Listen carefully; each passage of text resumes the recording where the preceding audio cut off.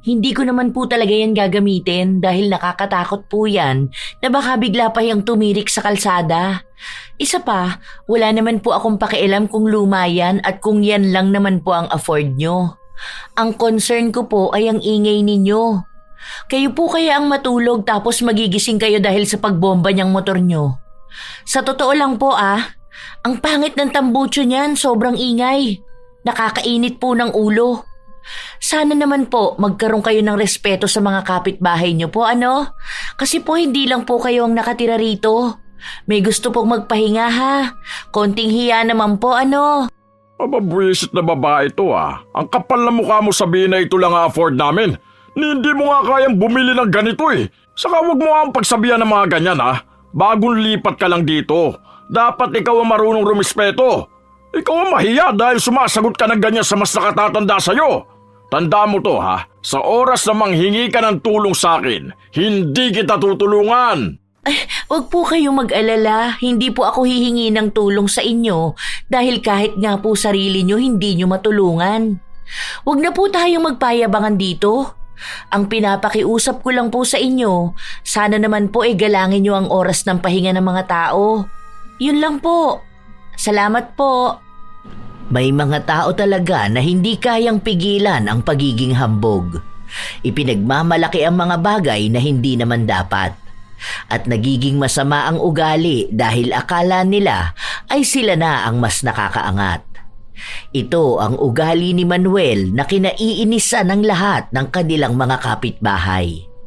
Ang ugali rin na magdadala sa kanya sa isang sumpa na mahihirapan siyang makawala. Mapapabago ba siya nito o sadyang pipiliin niya pa ring manatili sa ugaling kinaiinisan ng lahat? Ay, salamat po rito, sir. Sakto po kasi mag-o-order pa lang sana ako ng ulam ko. Masarap yan kasi ang nagluto niyan yung anak ko nag-aral ng culinary sa Maynila. Kilala mo si Chef Boy Logro? Alam ko na kilala mo yun kasi sikat yun eh. Napapanood pa yun sa TV. Kilala yun ng anak ko. Isa yun sa pumuri ng luto niya. Alam mo ba yung anak ko na yun? Nagtatrabaho yun sa isang sikat na kainan sa Maynila. Bumisita lang yun dito. Gamit nga niya yung binili sa kanya sasakyan ng boyfriend niya eh. Kaedad mo lang yung anak ko na yun. Pero ang dami na niyang achievement sa buhay. Ngayon may kondo na yun sa Maynila. Ay, wow! Congrats po sa anak niyo. Ang galing naman po niya.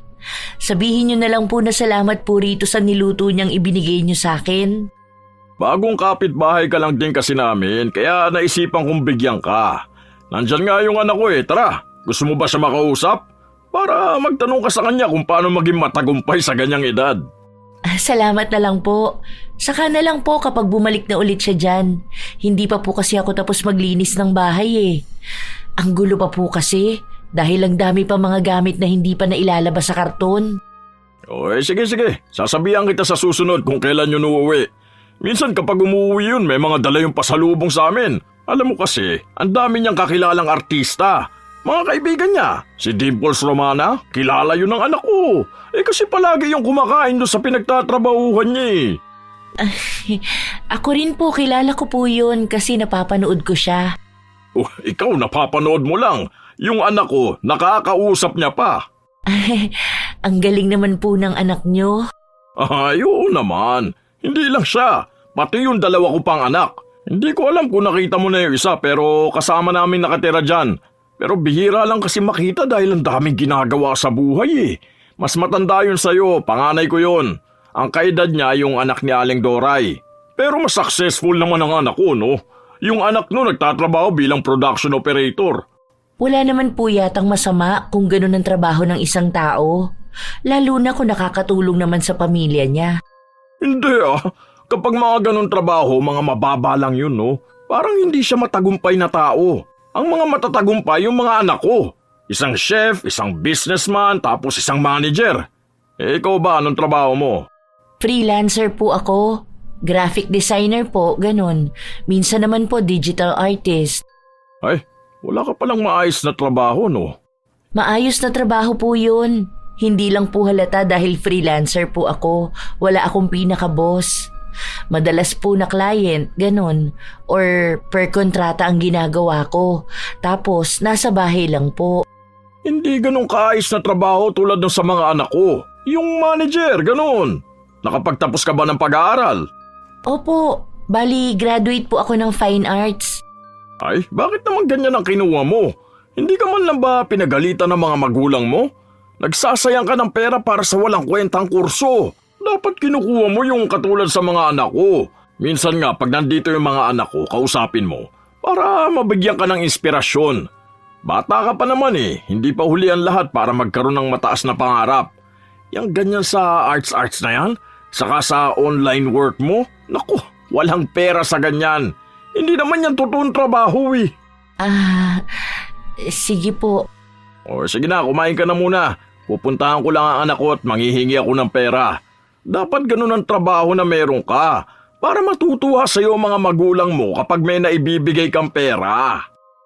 Hinintay na muna ni Cherry makalayo ang kapitbahay nila bago niya isarado ang pinto. Bagong lipat lang siya pero mukhang alam na niya kung sino bang kapitbahay ang kaiinisan niya. Sa katunayan, hindi naman pinapakialaman ng mga magulang niya ang kurso na tinapos niya o ang trabaho na meron siya. Dahil hindi naman umaasa ang mga magulang niya sa perang maibibigay niya. Hindi sila mahirap. Hindi rin naman sila ganon kayaman pero sapat ang pera ng mga magulang nila para hayaan silang sundin ang gusto nila. Ito ang unang beses na lalayo ang dalaga sa mga magulang niya dahil gusto naman niyang maranasang mamuhay mag-isa. Siya ang nag-ipon para mabili ang bahay na nilipatan niya. Maganda sana ang lugar, malapit sa bayan, malapit din ang sakayan ng jeep kung uuwi siya sa kanila.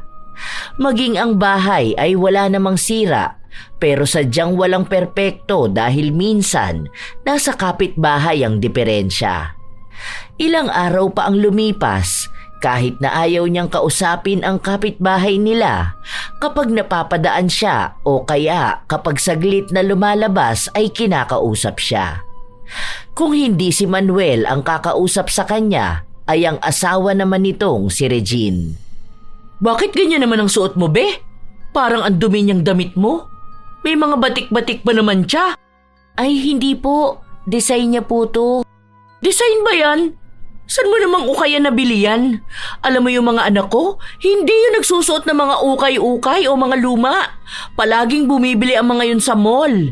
Lalo na yung anak kong chef.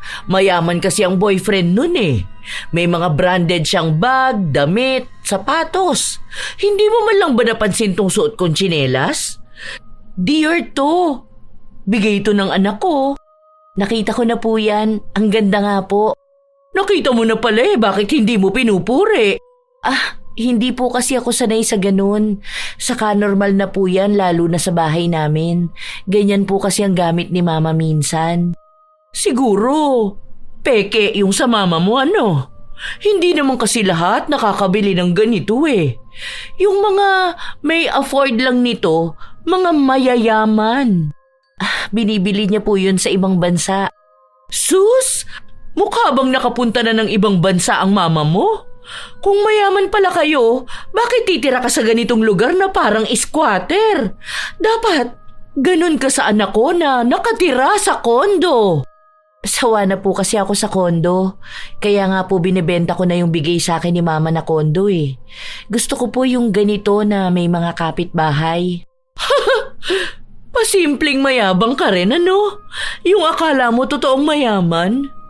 Tingnan mo nga yung suot mo. Mukhang local lang. Opo, local brand po kasi talaga to. Bali, gawa rin po siya ng designer pero dito po sa Pilipinas. Sabi nga po nila, support local. Local? Ibig sabihin hindi branded. Ganyan ang mga damit na hindi sinusuot ng mga anak ko. Nangangati kasi sila kapag hindi branded Mga sensitive ang mga balat nila.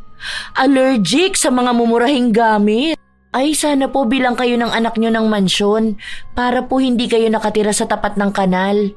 Maganda po kapag nakatira kayo sa mansyon kasi mukha kayong donya. Ay, Talaga ba? Sabi nga nila bagay sa akin maging donya. Yung iba nga rito sa mga kapitbahay natin, tinatawag akong donya eh. Napapansin siguro nila na mayaman na kami. Paano kasi yung mga tao rito sa atin, mga dukha, mga pobre? Ayan nga sila, panay ang utang sa akin pero ayoko maglabas ng pera dahil wala naman silang ibabayad sa akin. Ayoko ma-stress maningil ng mga utang, no? Hindi natapos magdaldal si Regine na para bang lahat ng sinasabi niya ay mahalaga para sa dalaga. Wala namang maintindihan si Cherry dahil ang iniisip niya lang ay kung paano siya makakapasok sa bahay niya at paano titigil si Regine sa mga walang kwenta niyang kwento. Kaya minsan, kapag lalabas ng bahay si Cherry, sinisigurado niya muna na walang tao sa tapat ni Manuel para hindi niya makausap ang mag-asawa. Minsan kasi, paulit-ulit lang sila sa mga kayabangan nila. Doon nagsasawa ang dalaga. Pwede naman daw sanang makipag-usap pero wag na iyabang ang simpleng bagay at wag nang siraan ang mga tao sa paligid nila. Isang hapon, bago lumabas ang dalaga, sinilip niya muna kung may tao sa labas. Ayan na naman sila. Nakatambay pa talaga dyan. Ang sakit na ng puson ko. Dapat pala kanina pa ako bumili ng napkin. Ano na naman kayang ipinagyayabang ng dalawa na yan? May bago ba silang tsinelas? Wala naman. Bagong damit? Mukha namang hindi. Ay, bahala na nga. Ang sakit na talaga ng puson ko. Baka magkakaroon na ako. Kahit na ayaw pa ni Cherry lumabas, wala na siyang nagawa pa. At katulad sa inaasahan niya, hinarang na naman siya ng dalawa para makipagkwentuhan sa kanya. Darating na yung motor na bigay sa akin ng anak ko eh. Ay, mabuti naman po. Congrats po ah. Kaya nga nandito kami sa labas kasi hinihintay nga namin. Hay, ang babay talaga at ang gagalante ng mga anak namin, ano? Kaya nga sabi sa'yo, dapat maging successful ka rin para maiahon mo ang pamilya mo sa hirap. Ayun, sakto, nandito yung panganay kong anak. Ipapakausap kita ha. Para kung may hiring sila, maipasok ka niya. Para magkaroon ka naman ng maayos at matinong trabaho. Ang bata mo pa, wag mo sasayangin yan, lakas mo sa mga walang kwentang bagay. Bahala ka, magsisisi ka talaga. Sige po, paraan na lang po ako ha. Ang sakit na po kasi talaga ng puson ko eh. Kahit na ang daming kwento ng mag-asawa, hindi na talaga napigilan ni Cherry na umalis. Bago maggabi, nakarinig siya ng ingay ng motorsiklo. Hindi niya sinilip dahil alam niyang yun na nga ang ipinagyayabang ni Manuel na bigay sa kanya ng anak. Kanina pa yan bomba ng motor niya. Hindi ba sila nabibingi? Anong oras na oh? Kung ako lang ang kapitbahay nila, ayos lang dahil hindi naman ako natutulog ng ganitong oras. Pero paano naman yung may mga pasok bukas? O yung may mga anak? Umabot ng halos 2 oras ang pagbomba ni Manuel ng bago niyang motor. Paraan niya yon para ipakita sa mga tao na may mamahalin na naman siyang gamit galing sa kanyang anak. Hindi pa naman nakikita ni Cherry ang mga anak ni Manuel pero base sa mga pagyayabang nila ay talagang propesyonal ang mga ito. Lalo na ang negosyante nitong panganay na anak. Kinabukasan, maaga pa lang ay naririnig na naman ni Cherry ang pagbomba ng motor. Ano ba yan? 6:00 pa lang oh. Kakatulog ko lang kaninang 3 a.m. Hindi ba nila titigilan yung bomba-bomba ng motor na yan? Pwede naman sanang mamaya na lang kapag tanghali. Huwag naman sana ganito kaaga. Hindi na nakatulog pa ang dalaga. Masama ang gising niya dahil sa inis, dumagdag pa ang ingay ng motor. Gusto sana niyang pagsabihan si Manuel pero naaalala niya ang sinasabi sa kanya ng iba nilang kapitbahay na kapag pinagsabihan niya ang mga ito ay ituturing na rin siyang kaaway.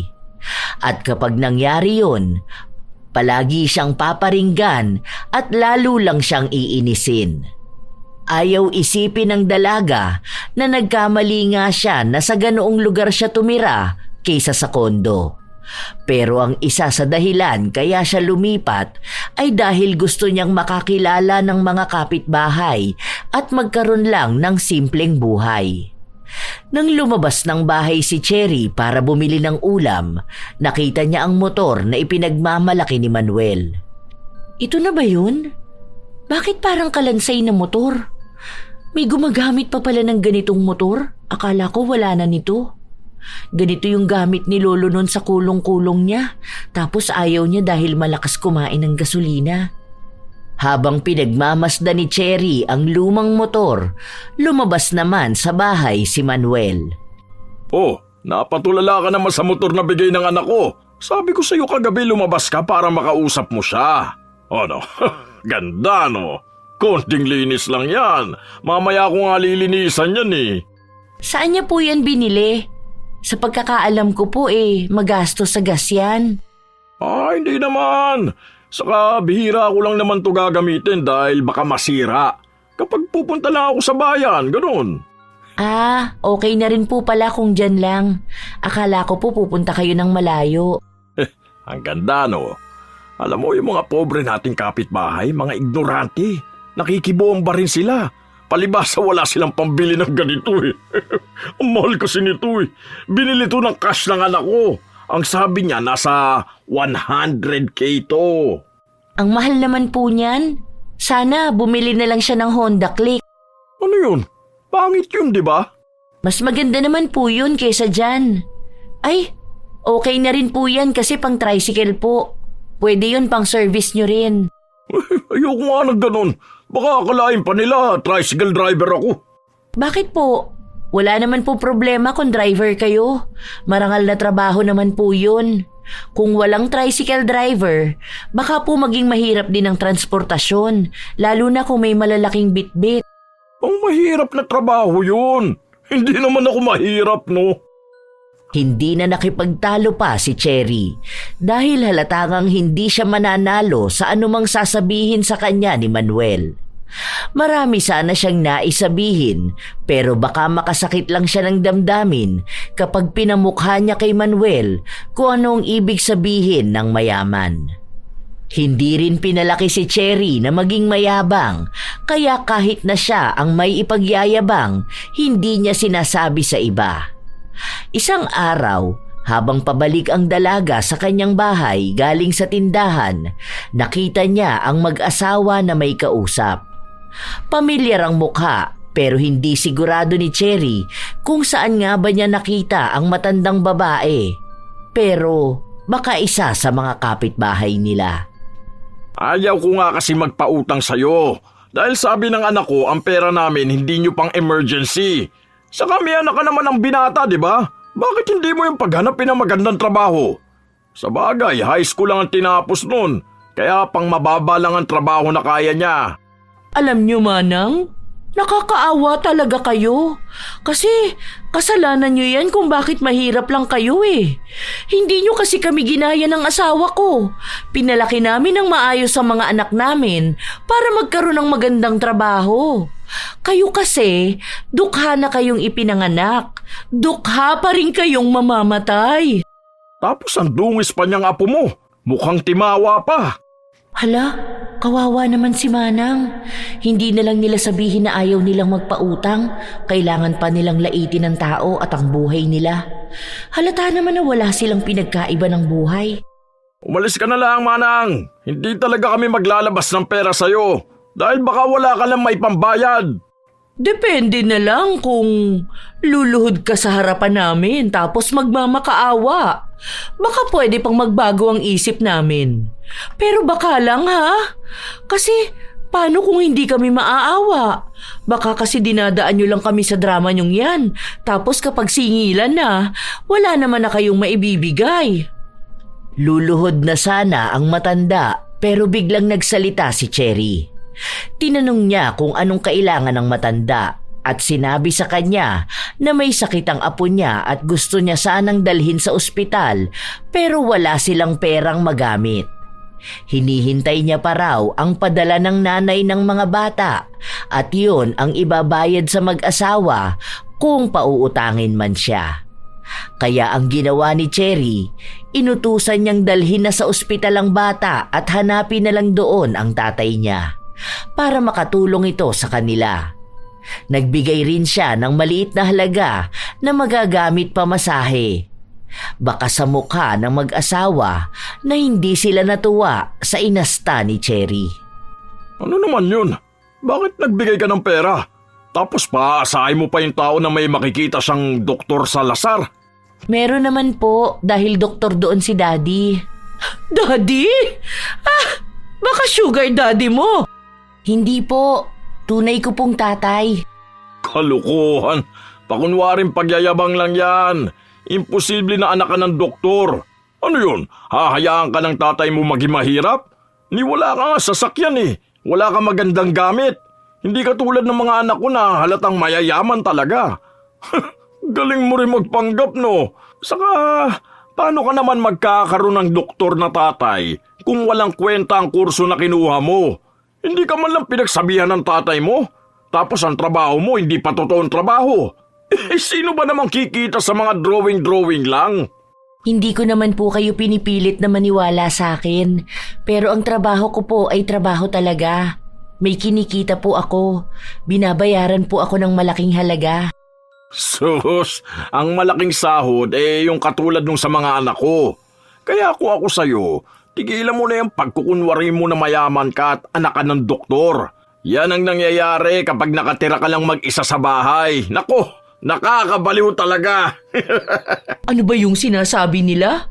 Delulu ba yun? Hindi ko alam ang ibig sabihin nun pero tigilan mo na yung pagiging delulu mo. Pasikat ka masyado.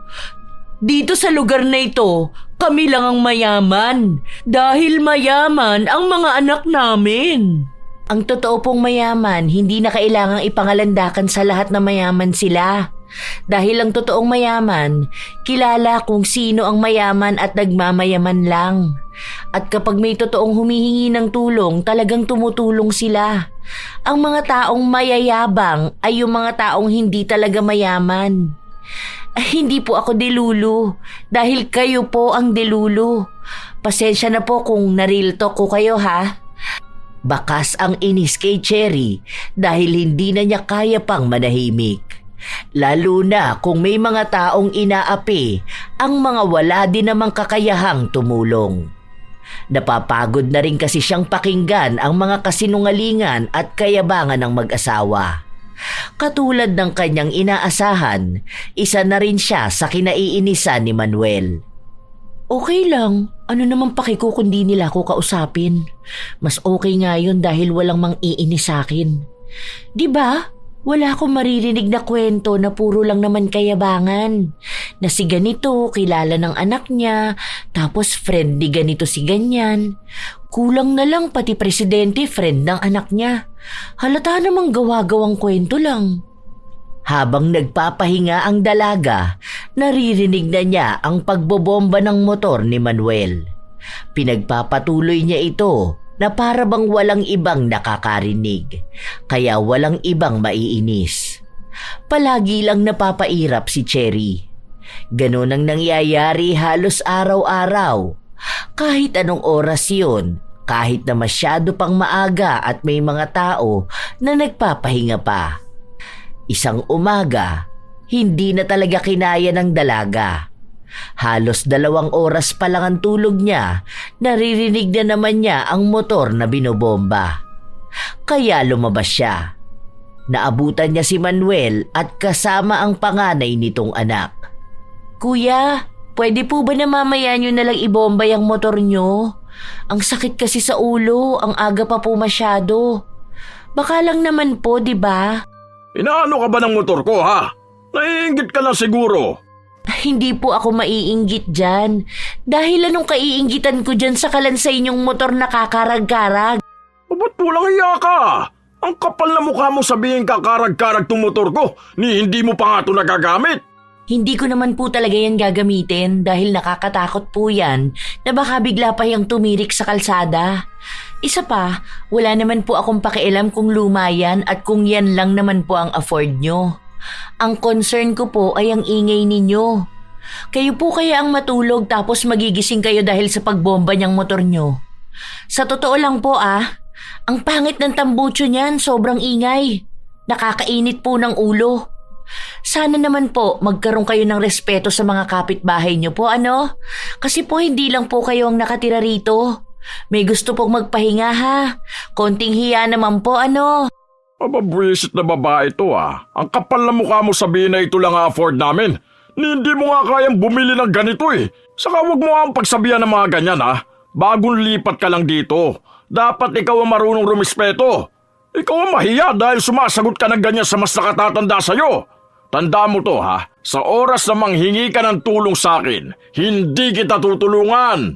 Ay, wag po kayong mag-alala. Hindi po ako hihingi ng tulong sa inyo dahil kahit nga po sarili nyo hindi nyo matulungan. Wag na po tayong magpayabangan dito. Ang pinapakiusap ko lang po sa inyo, sana naman po galangin nyo ang oras ng pahinga ng mga tao. Yun lang po. Salamat po. Galit na galit si Manuel dahil hindi na siya nakabuelta pa sa dalaga. Hindi na kasi siya hinintay pang magsalita, agad na siyang tinalikuran at pumasok sa loob ng bahay. Kinabukasan, paglabas ni Cherry, nakita niya ang mga kapitbahay nila na nag-uusap-usap. Bakit? Anong meron? May nangyayari ba sa paligid natin na hindi ko alam? Sinabi sa kanya na may mga tsismis silang naririnig na tungkol sa kanya. Nagmamakaawa raw siya kay Miguel dahil gusto niyang magkaroon ng trabaho pero dahil masama raw ang ugali niya ay hindi siya tinutulungan. Parusa na lang daw yon sa kanya. Ay wow! Ako magmamakaawa sa ibang tao? Ni hindi nga niya magawang matulungan ang mga anak niya Baka gusto niyang sabihin ko sa kanya kung anong negosyo nung pinagmamalaki niyang businessman na anak. Nakita ko yon nung nagpunta kami sa kabilang bayan. Andun siya namamalimos. Yun pala ang business niya. Ililihim na lang sana ni Cherry ang mga nalalaman niya pero sadyang nadala na rin siya ng inis na nararamdaman niya. Dahil sa kanyang mga sinabi, nagkaroon na naman ng bagong bulong-bulungan ng mga tao. At base sa inaasahan niya, sinugod siya sa bahay ng mag-asawa. Dalawa pa talaga sila, kaya alam ni Cherry na malala na ang naging problema. Ano yung kasinungalingang pinagsasasabi mo sa kanila? Ha? Bait-baitan ka lang kung titingnan pero mapanira kang tao? Wala namang kasinungalingan doon. Nadulas lang ako. Hindi ko naman sinasadya na masabi yun. Kayo kasi ang nanguna Inilaban ko lang ang sarili ko. Bakit niyo sinasabi sa kanila na nagmamakaawa ako sa inyo para lang pakabitin niyo ako ng kuryente? Hindi naman ako naputulan. Pero wala kang karapatan na siraan ang mga anak ko. Hindi ko sila siniraan Isa lang ang sinabi ko, yung sa businessman. Totoo namang nakita ko siyang namamalimos Hindi pulubi ang anak ko! Baka ikaw ang pulubi! Dahil tingnan mo yung suot mo, halatang mumurahin lang. Basahan lang namin yan, ano? Basta alam ko, nagsasabi ako ng totoo. Kung ano ang nakita ko, yun na po yun. Sorry kung hindi nyo rin alam. Lumipat ka lang dito para manggulo sa amin Kilalanin mo kung sino ang binabangga mo Dahil malalaking tao ang mga kilala namin. Baka gusto mong ipakulong kita ngayon dahil dyan sa mga maling chismis mo. Ay, kalma lang po tayo, ano? Isa-isa lang po, Dalawa pa kayong sumusugod sa akin. Isa lang naman po ang sinabi ko sa kanila. Nakita ko ang anak nyo kasi nagbigay pa nga kami ng 20 sa kanya. Nagulat pa nga siya nung nakita niya ako. Saka hindi naman po ako makakapagsalita ng ganon kung hindi nyo rin ako sinimulang i-chismis. Di ba po? Bawi mo sa kanilang sinabi mo tungkol sa anak ko. Respetado kami sa lugar na to tapos dudungisan mo lang ang reputasyon namin? Hindi ako papayag. Sinasabi ko sa iyo sa susunod na banggain mo ang pamilya ko, pagsisisihan mo talaga. Wala po akong babawiin dahil totoo po yun. Alam ko naman na unang dating mo palang dito may nararamdaman ka ng inggit sa amin. Naiintindihan ko yun dahil sino nga naman ang hindi papangarapin ang buhay na meron kami? Yung mga kapitbahay natin, palagi nilang sinasabi na sana sila na lang ang mayaman katulad namin. Balot na balot ka talaga ng inggit. Alam mo, yung inggit na yan, wala na yung gamot. Isa ka ng kanser ng lipunan, Cherry.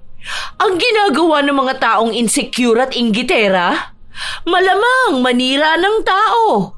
Kaya ayan, sinisiraan mo ang mga anak namin dahil yung buhay na pangarap mo nasa amin na. Ay, never po ako naiinggit sa kahit na sino. Saka ano po bang buhay ng mga anak nyo ang kaiinggitan ko na sana maranasan ko rin? Kasi wala po ako matandaan eh. Ano bang pinaglalaban mo, ha? Mayaman ka ba para banggay mo kami ng ganito? May pera ka bang pambayad sa abogado kapag idinimanda ka namin? Hindi po ako magbabayad ng abogado kasi kuya ko na po ang abogado. Siya po, totoo pong abogado. Hindi po siya tulad ng anak niyong fake CEO. Kaya huwag niyo pong sasabihin sa akin na inggit ako sa buhay niyo. Kasi wala naman po akong makitang kakaiba sa inyo. At talagang ginagalit mo ako ng husto, ha? Malandi kang babae ka! Siguro kaya palagi kang nasa loob ng bahay niyo dahil yung trabaho mo pang malalandi! Baka tama nga ang sinabi ng anak ko. Pokpok ka siguro! Sorry po hindi ko po trabaho ang trabaho ng anak niyo sa Maynila. Alam niyo po, walang saysay itong pagtatalo natin eh. Ano po bang gusto niyong iparatang sa akin? Malandi? Pokpok? Paano po kung anak niyo yung pokpok? Ano pa ba? Walang pinag-aralan? Hindi naman kasi graduate naman ako ng kolehiyo. May work din naman ako. Sa akin pa nga tong bahay na binili ko mismo ng cash. May kondo ang anak niyo? Meron din naman ako. Pero sa akin nakapangalan kasi akin yun mismo. May motor? Wala naman akong gagawin sa motor kasi hindi naman ako lumalabas. Baka may TV kayo sa loob ng bahay niyo. Meron din po ako. Ayan, ang laki. Ano pa bang dapat niyong ihabang sa akin? Sige po, isa-isahin natin. Pasok kayo sa bahay ko. Upo po kayo sa bagong bili at malambot kong sofa. Fully paid, cash basis. Napakayabang mo, animal ka! Akala mo naman nasa iyo na ang lahat at ikaw lang ang may kakayanang mamuhay ng ganyan. Hindi po ako nagyayabang. Sinasabi ko lang po yung palagi niyong sinasabi. Ginaya ko lang po ang mga linya niyo. Bakit naman po kayo nagagalit sa akin? Galit na galit si Manuel at para masisi palalo si Cherry ay nagpanggap siyang inatake sa puso. Agad siyang isinugod sa ospital at hinihingian ng pera ang dalaga para daw sa nagastos nila sa pagpapagamot ni Manuel at ang ibabayad nila sa ospital. Agad na tumawag si Cherry sa kanyang ama para tanungin ang kalagayan ni Manuel at nalaman niya na wala naman itong sakit. Nagpunta lang sa ospital para magpatingin pero wala naman silang babayaran. Nang itanong ng kanyang ama kung kilala niya ba yon, ay hindi niya sinabi ang katotohanan. Dahil baka kapag nalaman na may problema siya sa kanyang mga kapitbahay, ay palipatin siya ng titirhan. Gusto niya pa naman ang bago niyang bahay, pati ang iba niyang mga kapitbahay. Sadyang ang problema niya lang ay ang mayabang na pamilya ni Manuel. Ano? Bakit hindi mo pa ibigay ang pera? Ang akala ko bang sabi mo ay mayaman ka? Oh, bakit ngayon hindi mo maibigay yung pambayad ng ospital ng asawa ko? Gusto mo bang idemanda kita? Ha? Wala naman daw pong babayaran sa ospital. Si Daddy na po sana ang papakiusapan ko na magbayad. Kaso ang sabi niya sa akin, wala namang sakit ang asawa niyo. Nagpunta lang ng ospital para magpa-check up. Kung gusto niyo po, magbibigay na lang ako ng panggas niyo. Parang bayad po sa effort niyo magpunta ng ospital. Sinasabi mo ba na mukha kaming pera? Ha? Ay, wala po ako sinabi Ang sabi ko lang po magbibigay ako ng pera pang gas. Yung motor po kasi ng asawa niyo, malakas po kasi yun sa gas. Magkita tayo sa korte! Walang yaka!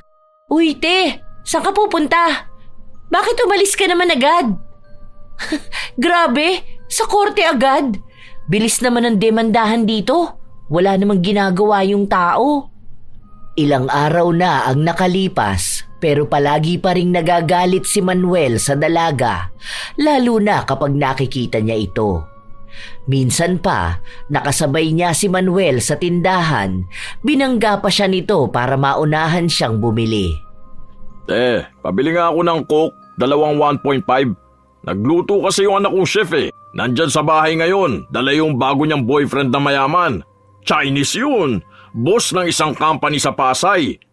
Ang pogi nga tapos mabango pa. Hindi siya katulad nung Chinese ni Lara na mukhang mabanto tapos ang taba pa. Itong anak ko, magaling kasing pumili ito ng lalaki. Doon na siya nakatira sa kondo ng Chinese na boyfriend niya. Binilan nga siya ng bagong iPhone Nakisabat na lang ang iba pang nakatambay sa tindahan at sinabi na iba na naman ang lalaking kasama ng anak niya na para bang linggo-linggo ay nagpapalit ito ng boyfriend. Aba, malamang maganda ang anak ko kaya maraming nanliligaw. Kapag ayaw niya na sa lalaki, iiwan na niya. Kapag nakakita na siya ng mas mayaman pa. Yung mga anak ko kasi matatalino.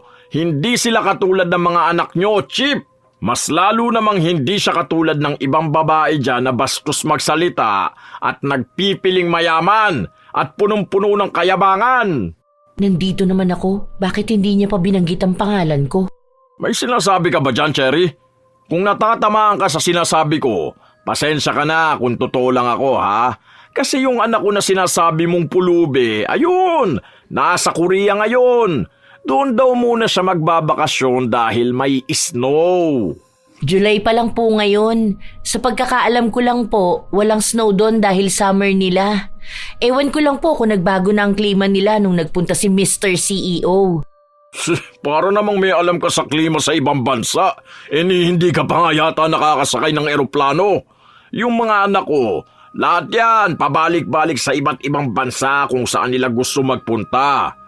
Ito nga ang bunso ko kagagaling niya lang sa China. Tapos may pasalubong siya sa aking sabon.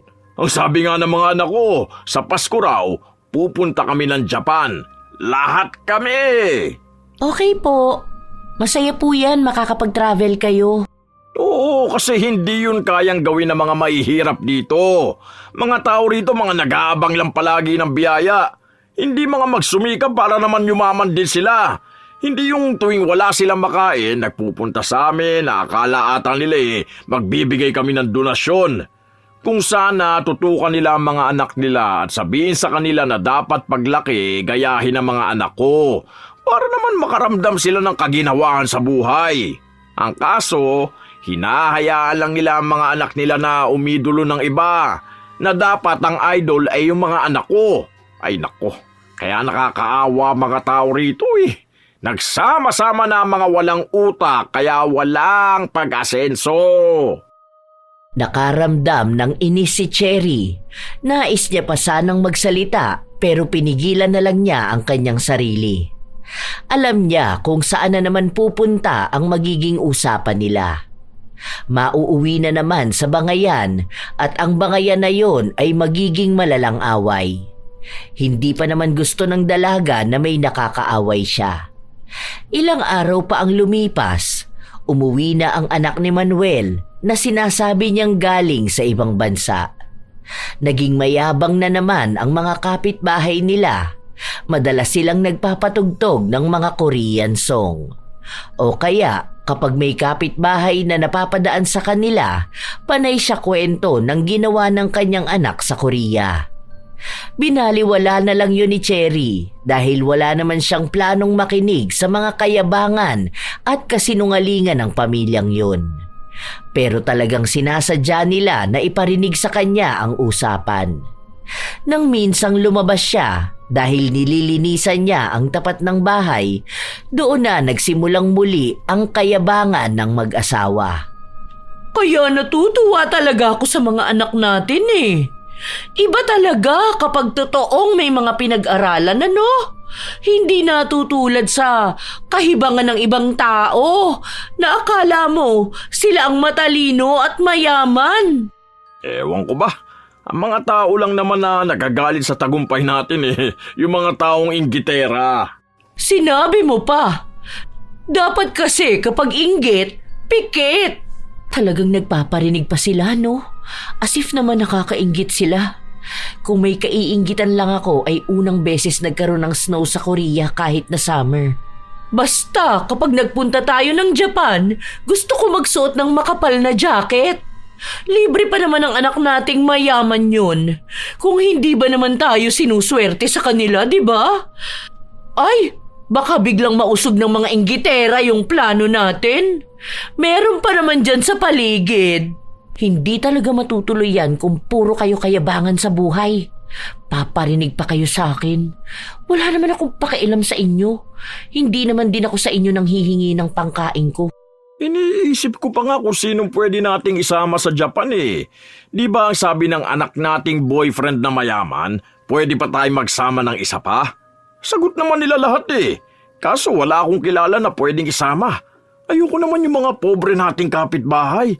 Mga ignorante yun eh. Baka makakita lang ng malaking building, isipin na nila nasa lugar sila ng mga engkanto.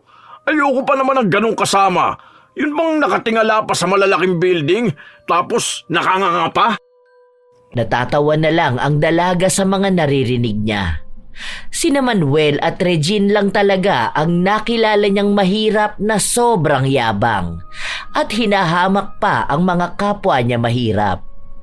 Para bang alam na niya lahat ng bagay at yung mga simple lang naman ay inaakala niyang gawain na ng mga mayayaman. Iniisip na lamang ni Cherry na baka paraan na lang yon ng mag-asawa para pagaanin ang loob nila. Pero hiling na lang ng dalaga ay wag nilang matahin ang ibang tao dahil kung magsasabi sila ng mga panlalait sa mahihirap, ibig sabihin lang ay nilalait din nila ang kanilang sarili. Gusto sanang sabihin ni Cherry na hindi naman na nila kailangang magpanggap na mayaman para respetuhin ang iba. Dahil kung sila mismo ay rumirespeto, malamang ay magiging mabait sa kanila ang mga taong nasa kanilang paligid. Pero kung masama ang ugali nila, kahit na mayaman sila, wala pa rin silang matatanggap na respeto. Hating gabi na pero may maingay pa rin sa tapat ng bahay ni Manuel. Nag-iinuman sila. Patapos na ako rito sa ginagawa ko at antok na rin ako. Hindi pa ba sila titigil? Hindi ba sila inaantok? Palaging alanganing oras nag-iingay. Tapos mamaya niyan maaga na naman niyang ibobomba ang motor niya na para bang alarm clock naming lahat. Ay, nakakainis na talaga. Mas lalong lumakas ang ingay sa labas. May mga tawanan at murahan. Halatang lasing na silang lahat. Gusto mang pagsabihan ng dalaga, hindi niya magawa dahil alam niya na magbubunga na naman yon ang awayan, lalo pat may tama ng alak si Manuel. Hanggang sa natapos na lang siya sa ginagawa niya at gusto na sanang matulog. Pero palakas ng palakas ang ingay. Hanggang sa nagpatuloy ang kaninang niyayabang ni Manuel. Gusto niyo pa ba? Pwede ba bumili ng alak? Alam niyo, marami ang pambili dahil nagbibigay sa akin ng pera ang mga anak ko. Ano mo namang gawain ng mga mayayaman, kundi ang magpakasarap sa buhay, di ba? Hindi niyo yun alam dahil simula pa lang naman noon, mahihirap na kayo. Hindi man lang gumanda ang buhay niyo eh. Alam niyo, awang-awa talaga ako sa mga pobre na gaya niyo eh. Sa totoo lang, dapat di na ako nakikipagkaibigan sa inyo eh. Kaso kasi, kilala ko na kayo noon pa man. Kaya kung gusto niyo rin gumanda ang buhay niyo gaya ko, dapat sundin niyo ang mga payo ko. Alataan niyo naman siguro kung gaano ka respetado sa lugar namin, no?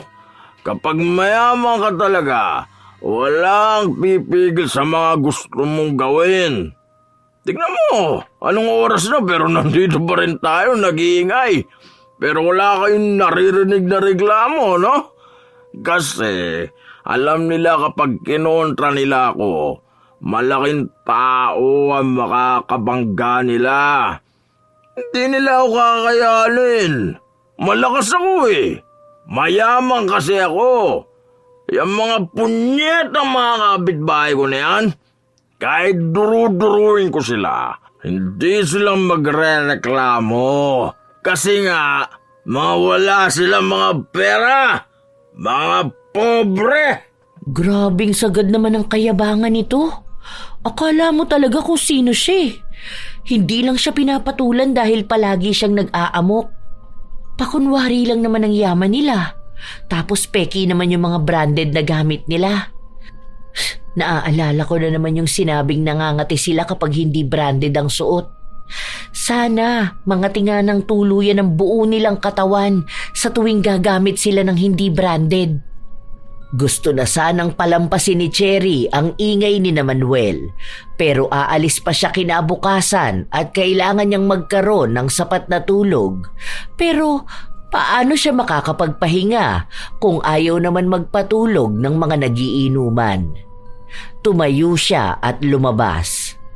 Kuya Manuel, baka naman po pwedeng pakihinaan ang boses niyo. Ang lalakas niyo po kasing mag-usap. Magkakatabi naman po kayo. Magkakarinigan naman po siguro kayo, no?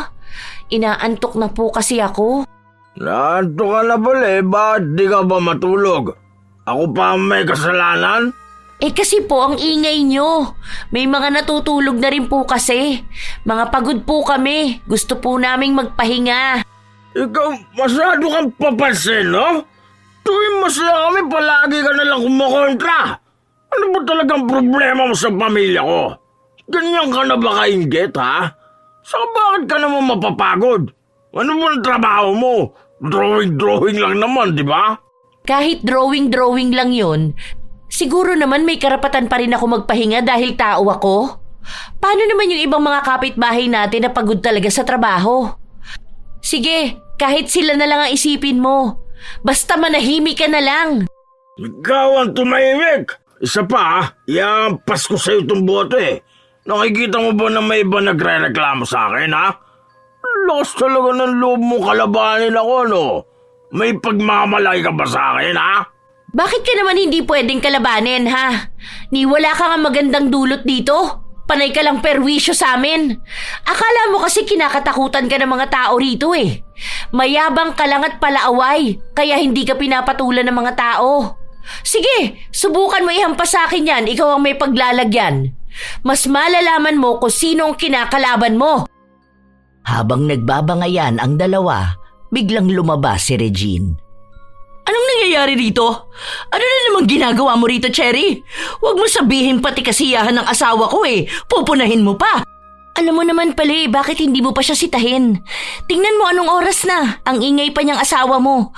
Puro kwento, wala namang kwenta. Pigilan mo yung babae na yan at nandidilim na yung paningin ko dyan. Baka hindi ko mapigilan ang sarili ko, masaktan ko pa yan.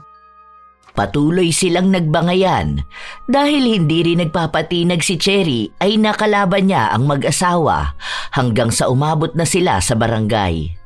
Sobrang lasing na kasi ni Manuel at sa takot ng dalaga na baka totohanin nito ang banta ng pananakit sa kanya. Doon lang tumigil si Manuel dahil maging ang asawa niya ay hindi na makaapila. Kinausap silang tatlo at ang sabi ni Cherry, sa susunod na maghaharap-harap sila, maaaring pulis na ang papagitna sa kanila. Para bang asong nabahag ang buntot ni Manuel, lalo na nang pagsabihan siya sa barangay. Pero nakatago ang galit nilang mag-asawa dahil pakiramdam nila ay napahiya talaga sila. Kinabukasan, pag-uwi ng dalaga galing sa labas, naabutan niya si Regine na nasa tapat ng bahay niya at mukhang sinilip siya sa loob. Wala ako dyan. Bakit? Wala lang. Masama bang tingnan kung andyan ka sa loob? Depende sa dahilan. May kailangan ka ba sa akin? Mukha bang kakailanganin ka namin? Hindi nyo naman pala ako kailangan eh. Bakit sumisilip ka pa sa bahay ko? Sabihin mo na ngayon. Depende na lang kung may ginawa ka. Makikita ko rin naman dahil may CCTV ako. May CCTV ka? Sure ka ba? Bakit ka naman maglalagay ng CCTV? May pambili ka ba nun? Hindi na kumibo pa ang dalaga. Agad na rin siyang pumasok sa loob ng bahay niya pero tinawag ulit siya ni Regine. Totoo nga na may CCTV ka? Sasabihin ko ba kung wala? Huwag ka nalang magpaliwanag sa akin dahil malalaman ko rin naman kung anong ginawa mo rito sa bahay ko. Ipapanood ko na lang sa'yo kapag na-upload ko na sa social media. Ano ba ulit name mo sa FB? Para itatag kita? Wala naman akong ibang ginawa. Inaayos ko lang naman yung bintana mo. Inaayos mo o sinisira mo? Kakapaayos ko lang yan. Basta, inayos ko lang. Huwag mong ipopost ang mukha ko ha. Kakasuhan kita. Okay, kung gusto niya ng kasuhan, then go. Pagod na ako makipagtalo pa. Bago matulog ang dalaga, tiningnan muna niya ang kuha ng CCTV. Nakikita niya kung paano magtangka si Regine at ang anak niyang baklasin ang bintana niya. Mabuti na lang at matibay ang gamit na ipinalit niya.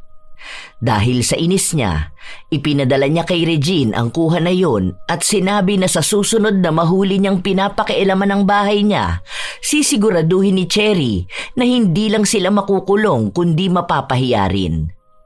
Hindi humingi ng tawad si Regine, sa halip ay ipinaglalaban niyang inaayos lang niya ang bintana. Ilang araw pa ang lumipas, muli na namang narinig ni Cherry ang kayabangan ng pamilya ni Manuel. Narinig lang ito ni Cherry habang nagpapahangin siya sa labas matapos na mawala ng kuryente ang kanilang komunidad. Anong oras kaya magkakaroon ng kuryente? Gusto ko na tumambay sa loob ng bahay dahil may aircon. Sinilip ng dalaga ang loob ng bahay. Walang kisame at bukas ang bubong. Magkano ba bill nyo ngayon? Sa amin mura lang Nasa 7K. Wala naman silang kuryente. Bakit may babayaran silang bills?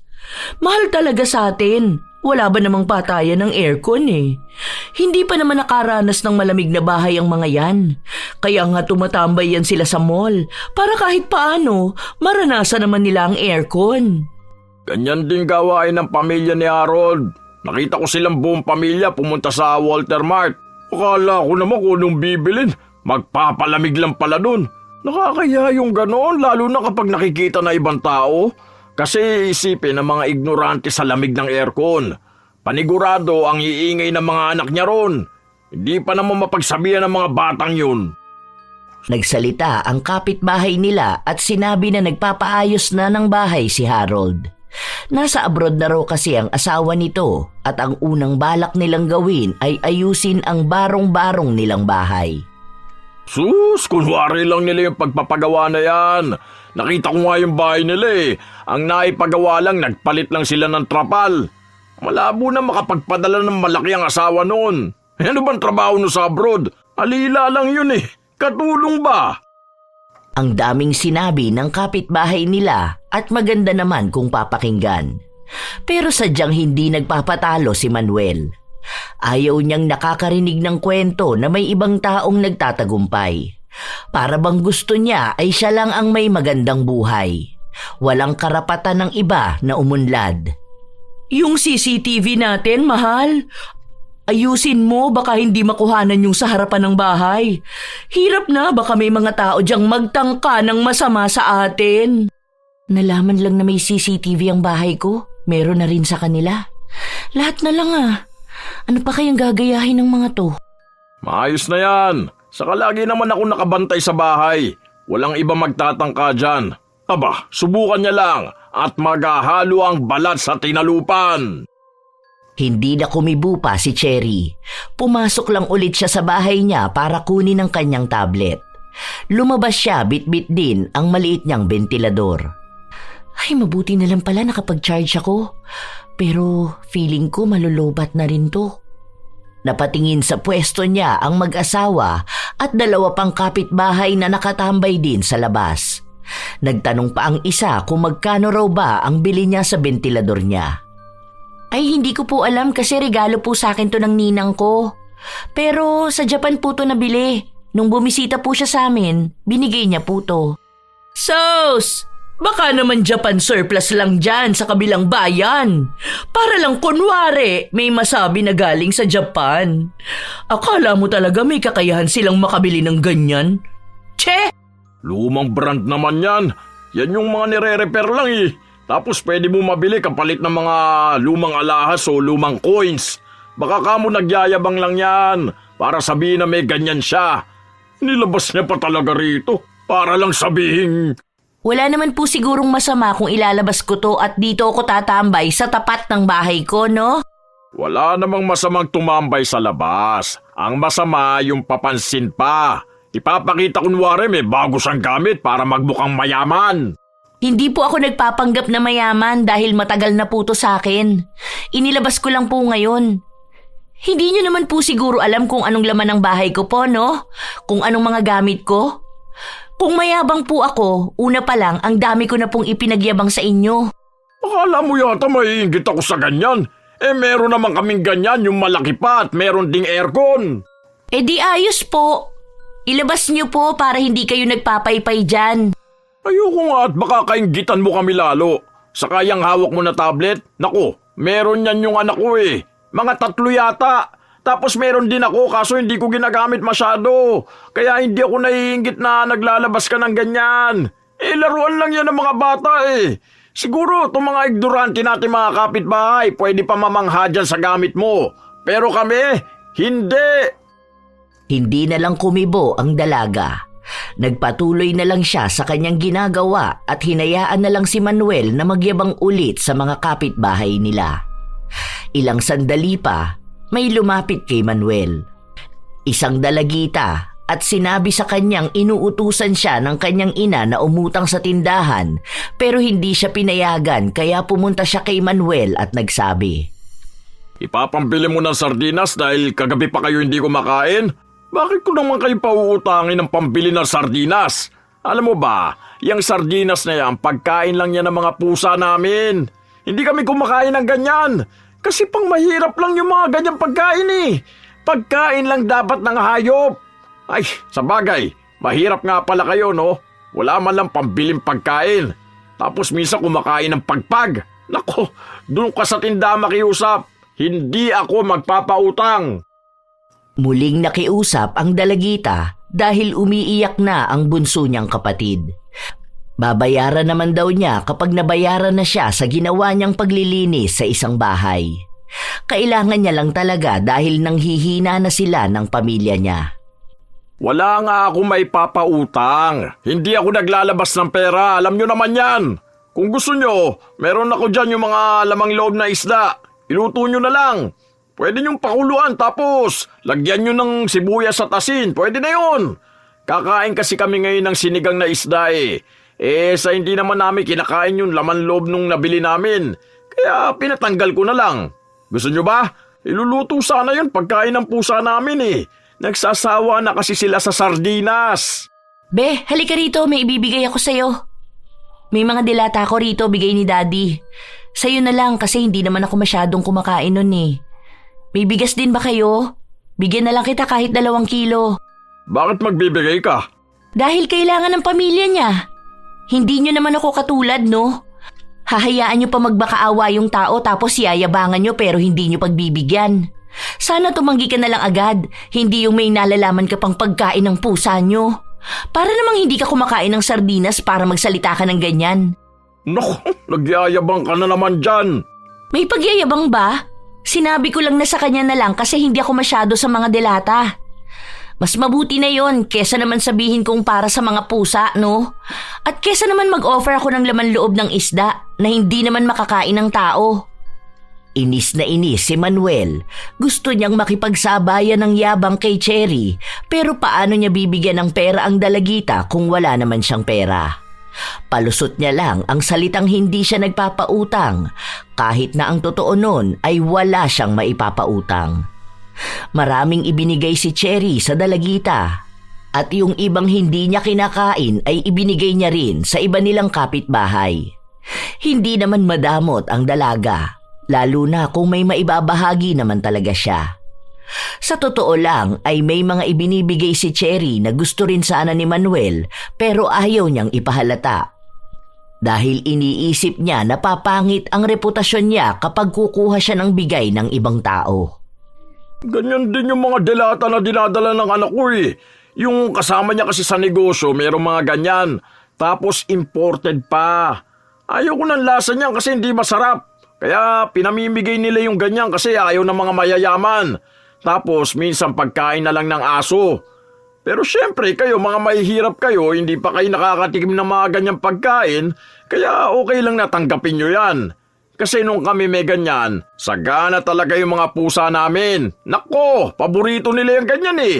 Pero sa tingin ko sa inyo, okay lang ang lasa niyan. Kasi kung kumakain kayo ng pagpag, malamang ayos lang yan. Wala na kasi kayong arte sa katawan. Baka ikaw, Kuya Manuel, gusto mo? May isa pa rito, oh. Masarap to. Ano namang gagawin ko dyan? Baka gusto mo bigyan pa kita ng 5 yan. Pagkain ng pusa, ipapakain mo sa akin? Kasing timawa ba ako ng mga yan? Grabe ka naman sa salitang timawa. Hindi ba pwedeng menos lang sa gastos kasi may pang-ulam na sila? Uy, ayan na pala, may ilaw na. Papasok na ako sa loob. Te, yun na lang to, iluto mo bukas baon ng mga anak mo. Naging mas lamang na si Cherry sa paningin ng mga kapitbahay nila dahil bukod sa madali siyang lapitan ay talagang mabait siya. Hindi siya nagyabang ng kahit na anong meron siya. Dahil sa nangyari ay mas lalong nainis si Manuel. Hanggang sa dumating ang isang araw, nabalitaan na lamang ng dalaga na may sakit ang pamilya ni Manuel. Lahat sila ay may mga butlig na tumubo sa kanilang mga katawan. Pati raw ang anak nito na nasa Maynila ay meron din. Nakumpirma lang yon ng dalaga matapos niyang makita si Manuel. Anong nangyari sa'yo? Bakit parang may tigdas ka naman? O baka tigdas talaga? Totoo ba na buong pamilya niyo merong ganyan? Sa tubig to. Masaya lang kasi ang balat namin sa marumi, kaya magrereklamo kami. Oh, bakit pati yung anak mo? Umuwi pala yon galing sa Maynila? Lahat talaga kayo? Hindi na kumibo pa si Manuel. Totoo nga na buong pamilya niya ay apektado ng kakaibang butlig sa katawan. Naririnig din ng dalaga na makatiyon at kapag kinakamot nila ay sumasakit naman. Nagpunta na rin sila sa center para ipatingin pero wala namang maibigay na lunas sa kanila. Maliban na lang sa pag-inom nila ng gamot. Madalas na naririnig ng dalaga ang usapan ng pamilya ni Manuel at kung paano sila nagdurusa sa sakit nila. Ano kayang nangyari sa kanila? Kung marumi ang tubig, pare-pareho lang naman ang tubig namin. Bakit wala naman nangyayari sa balat ko? Bakit maayos lang ako? Hindi kaya sa kinakain nila yun? Allergic sila sa marumi. Hindi naman din sila malinis. Ang akala ko pa naman nung una sa mga lokal na damit sila allergic. Teka, parang naaalala ko na hiniling kong sana mga tiyang buo nilang katawan kapag hindi branded ang suot nila. May kinalaman ba yun? Ano yun na manifest ko? Ano yun, parang sinumpa ko sila? Ay hindi, baka nagkataon lang yun. Baka may ginawa sila kaya ganun ang nangyayari sa kanila. Pinipilit ng dalaga na wala siyang kinalaman dahil hindi rin naman siya naniniwala sa mga sinasabi niya na kahit minsan ay nagkakatotoo ang hinihiling niya. Makalipas ang ilan pang mga araw, wala pa ring nangyayaring pagbabago sa balat ng pamilya ni Manuel. Nagkakaroon na lang sila ng mga sugat, marahil ay sa tuwing kinakamot nila ang kanilang katawan. Isang araw, nasa labas na naman si Cherry. Naglilinis siya ng harapan ng bahay niya. Nakita niya ang mag-asawa na nagbabanli ng kanilang katawan. Teka lang, Abdi! Ang init! Sandali lang! Aray ko! Huwag mo munang igalaw! Kaya nga yan masakit dahil pinapatay ang mikrobyo. Isusunod ko pambanlian yung mga anak natin. Kawawa naman sila. Hindi pa naman sanay sa mga ganito ang balat nila. Buisit naman kasi tong allergy natin eh. Hiniwalayan patuloy ng mayamang Chinese ang anak natin. Huwag mo nang isipin yung Chinese na yon. Ang dami pa naman diyang mayayaman lalaki. Siya ang nawala ng magandang girlfriend. Ang problemahin natin kung paano ito mawawala. Makikisabat lang ako. Bakit po hindi kayo magpunta sa ospital? Para naman po maipatingin nyo yan, di ba? Wala kaming tiwala sa mga doktor. Bakit naman? Sila lang naman ang makakatulong sa inyo. Nagpunta nga kayo ng center, tapos pagdating sa doktor ayaw nyo. Paano naman kayo mabibigyan ng gamot? Huwag mo nga pakialaman ang desisyon namin. May family doctor kami. Inihintay lang namin siya makabalik ng Pilipinas. Nasa bakasyon pa siya. Bahala kayo, dahil kayo lang din naman ang mahihirapan dyan. Nagsuggest lang ako dahil baka iba na pala yung sakit nyo. Nakakatakot lang dahil baka may virus na kayo. Buong pamilya nyo ba naman eh?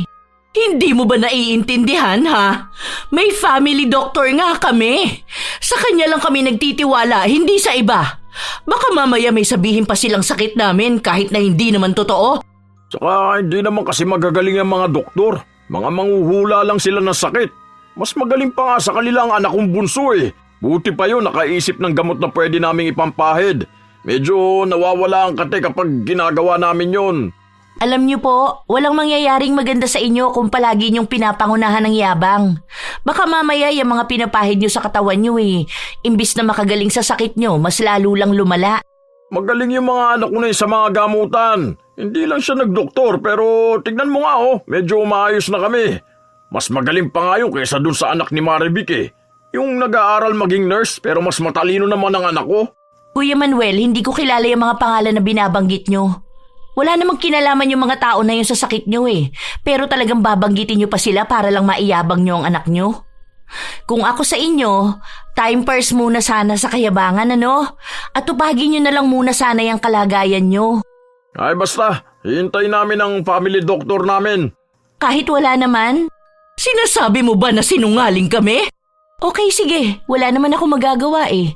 Basta ako nagsabi lang. Nakakaalarma kasi ang nangyayari sa inyo eh. Alangan naman na hayaan ko rin. Kasi mamaya nakakahawa pala kayo. Tapos dikit-dikit tong bahay natin. Tong sakit namin, allergy to ng mga mayayaman. Baka meron lang na dikit sa amin na gamit ng mga mahihirap eh. Lahat ng nakapalibot sa atin puro pang mahirap. Ito mismong tinitirhan natin pang mahirap na to. Kaya sana, wag na kayong umarte na para bang dati kayong nakatira sa mansyon, ano? Kung dito nyo na pinalaki ang mga anak nyo, ang ibig lang sabihin nun, mahirap kayo. Walang nakakahiya sa pagiging mahirap. Mas nakakahiya yung nagmamayabang ka at minamata mo yung kapwa mo mahirap. Kabago-bago mo lang dito ha. Kaya huwag ka magsalita dyan na parang nasubaybayan mo ang buhay namin. Okay, sige. Baka sabihin nyo na naman nakikialam ako. Matigas talaga ang ulo ng pamilya ni Manuel at ayaw nilang magpatingin sa doktor. Sa halip nga na magbago sila, mas nangingibabaw pa rin talaga ang kayabangan.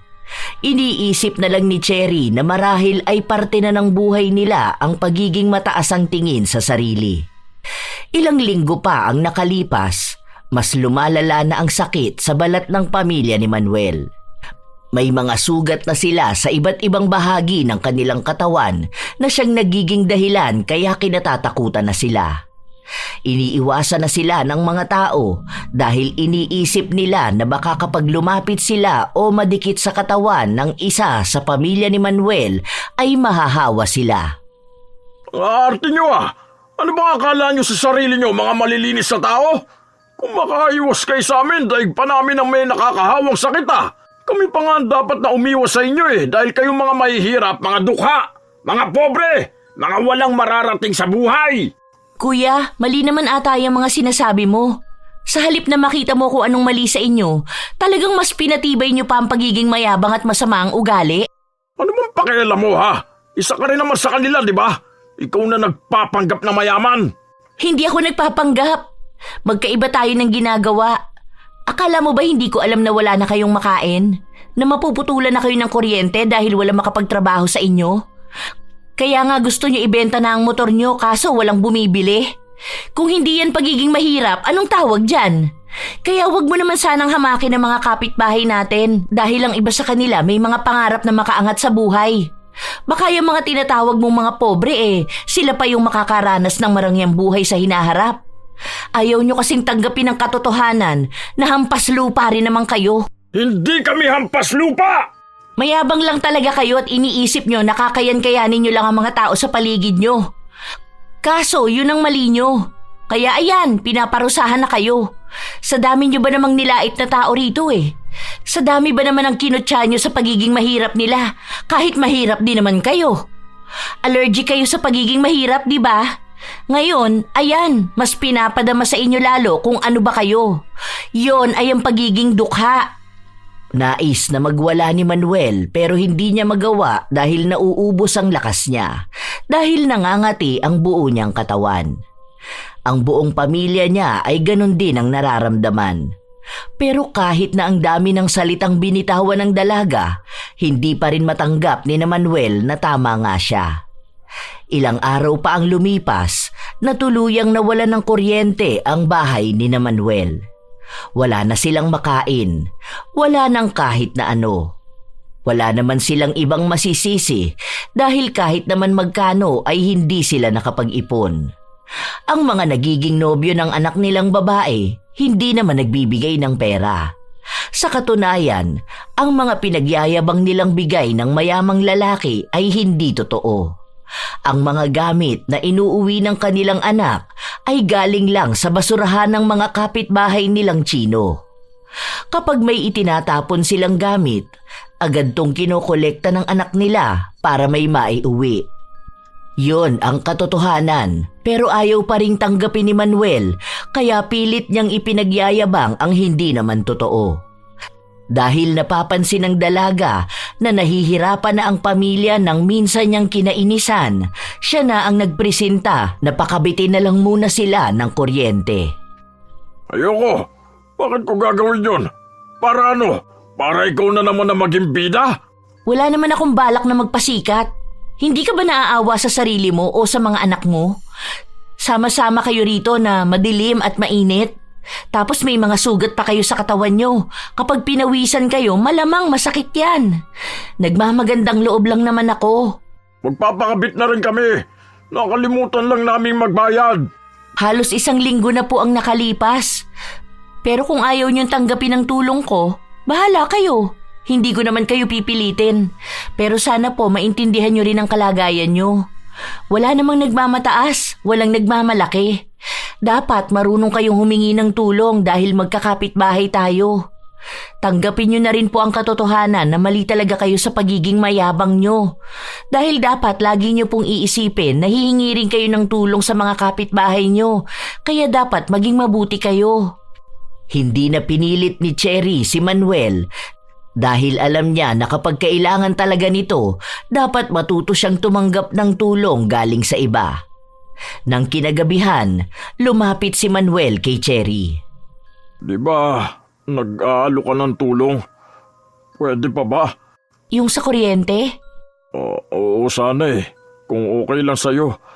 Kung hindi naman, ayos lang din. Nahihiya akong humingi ng tulong eh. Okay lang naman po. Dapat kanina pa para maaga-aga pa. Wala ata tayong magagamit na extension. Wait lang. Magtatanong ako kay Ate Malu. Salamat talaga sa tulong mo, Cherry. At sana mapatawad mo ako sa mga kasalanan ko sa'yo, ha? Sorry talaga kung palagi kitang inaaway. Wala na sa akin yun, kuya. Basta lagi mong tatandaan na walang taong nakakataas kanino man. Pantay-pantay tayong lahat, kaya dapat nagtutulungan tayo. Sana matuto ka na at huwag ka na ulit babalik sa pagiging mayabang at masama ang ugali.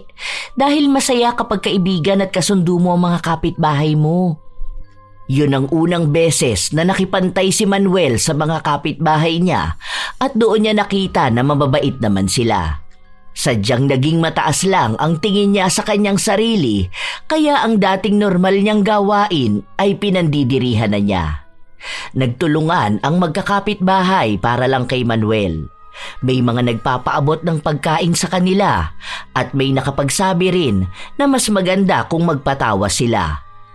Baka kaya ganon ang nangyayari sa kanila ay dahil nanuno sila. Wala namang nasabi ang magtatawas pero tinuruan sila kung anong dapat gawin para gumaling sila.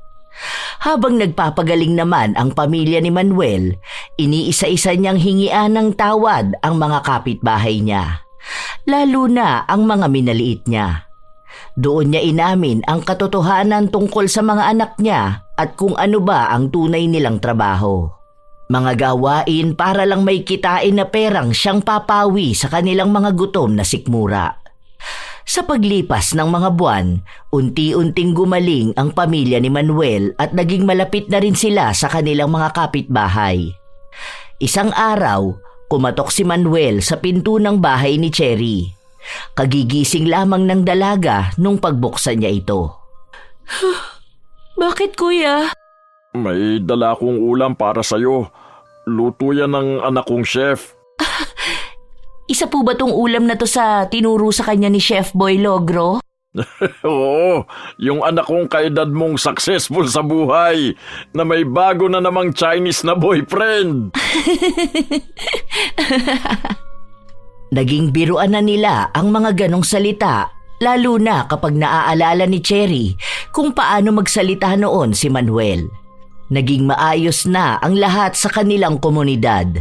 Kung sino ang humihingi ng tulong ay binibigyan ng sino mang may kakayahan. Ang dating nagmamataas na si Manuel ay naging kakampi na ng kanyang mga kapitbahay.